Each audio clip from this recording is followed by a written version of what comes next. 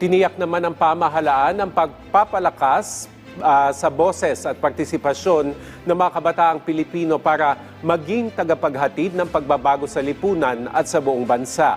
Kaugnay niyan, inilunsad ang Bagong Pilipinas Youth sa pangunguna ni Presidential son Vinnie Marcos. Ang detalye sa report ni Harley Valbuena. Malaki ang tiwala ni President Ferdinand R. Marcos Jr. sa mga kabataan. Para sa Pangulo, malaki ang kanilang papel para sa nation building.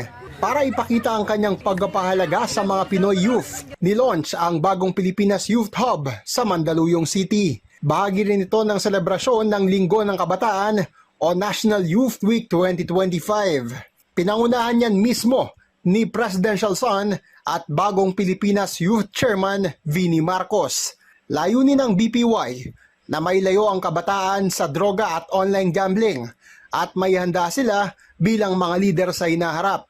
Sa kanyang talumpati, pinuri ng Presidential son ang angking galing at husay ng kabataang Pilipino. Inilatag din niya ang mga nakalinyang programa para sa kabataan.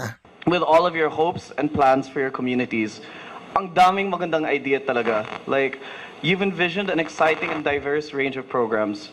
From cultural film viewings to band competitions, from spelling bees to science exhibits, from feeding programs to barangay cleanups, and the list goes on. I'm genuinely impressed and excited what you'll all be able to do. Galing niyo talaga. Nag-ikot din si Vinnie Marcos sa Bagong Pilipinas Youth Hub na siyang kauna-unaan sa Pilipinas.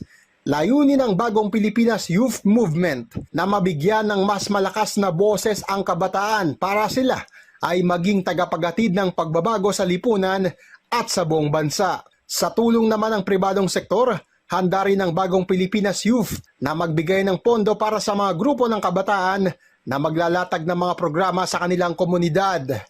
Naniniwala po ang ating chairman na ang mga batang ito po na sa iba't ibang sector po as ang mas nakakaalam ng mga problema doon sa communities nila. So what we do is we ask them to create a program or project proposal and we will partner it with the private sector po. Sa ngayon ay daang-daang kabataan na ang miyembro ng Bagong Pilipinas Youth, kabilang ang student leaders, sangguniang kabataan officials at youth advocates.